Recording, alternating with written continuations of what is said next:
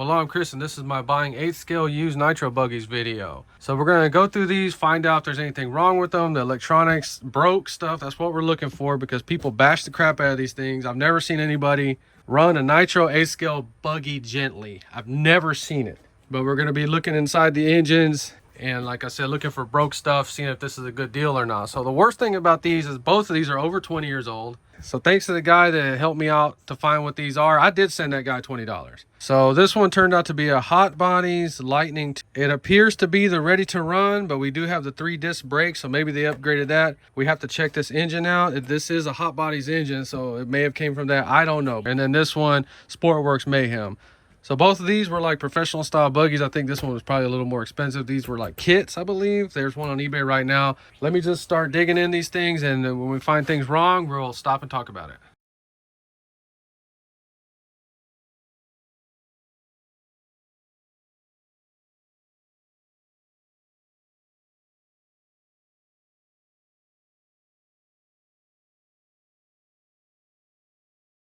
So they had the Hot Bodies engine on this one. We're gonna open it up and look at it real quick, but I'm gonna put this one back on the other one. And let's just test the electronics out. I got batteries in this. They did not come with any batteries. I'm putting that on there. All right, so the steering servo is making some noise. Seems to be working.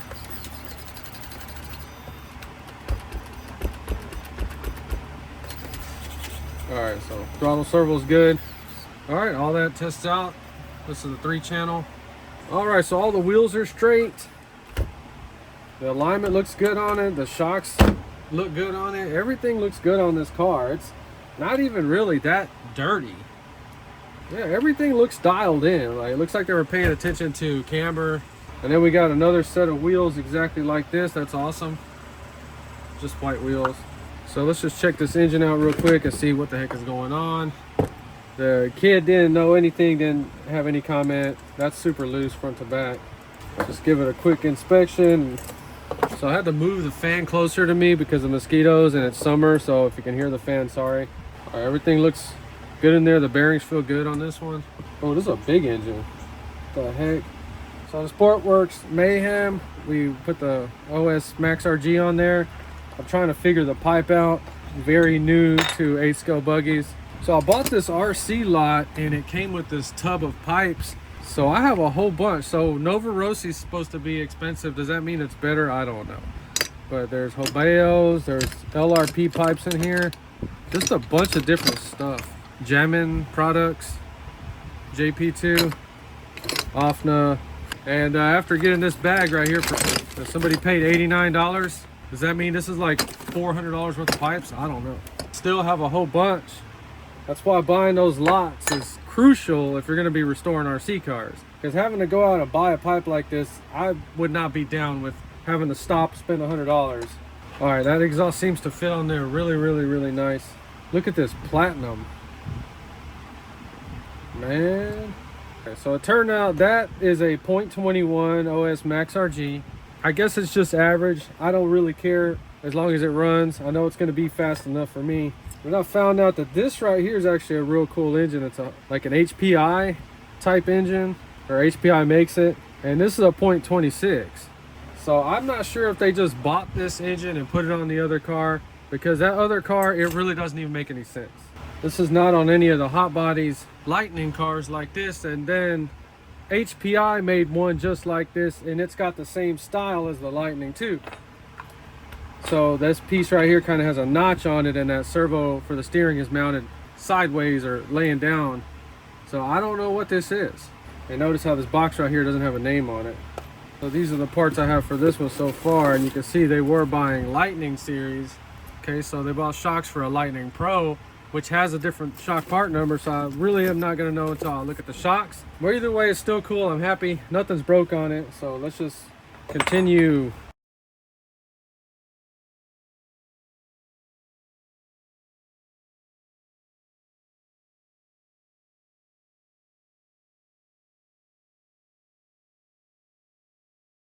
All right, so my luck is just all over the place with these 8 scale buggies. This is the OS Max RG. I can get it to start, but it runs like crap.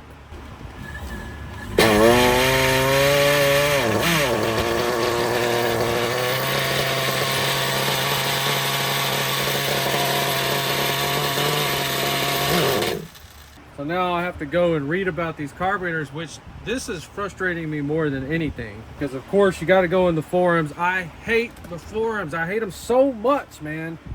I don't know why idiots go into forums and they feel like they have to answer questions.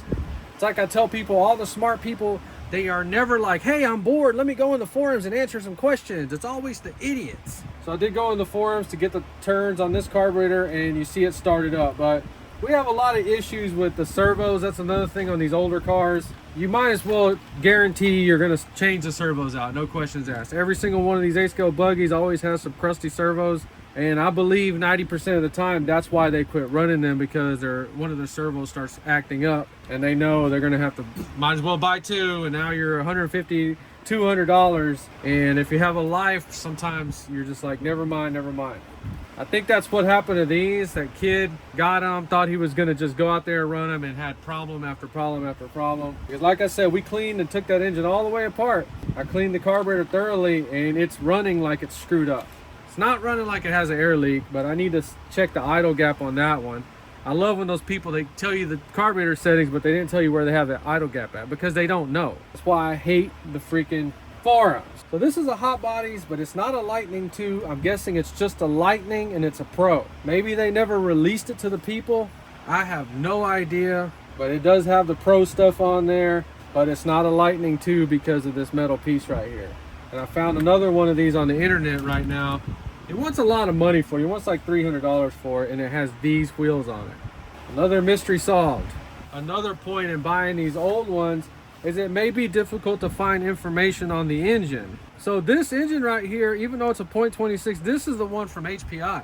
Even though the hot bodies, it's the same thing or whatever, this one has a different carburetor. Okay, so just read what you can find, the closest information, and you're gonna have to start writing it down if you have to. Change one thing at a time, half a turn here, half a turn there, and let's see if we got it.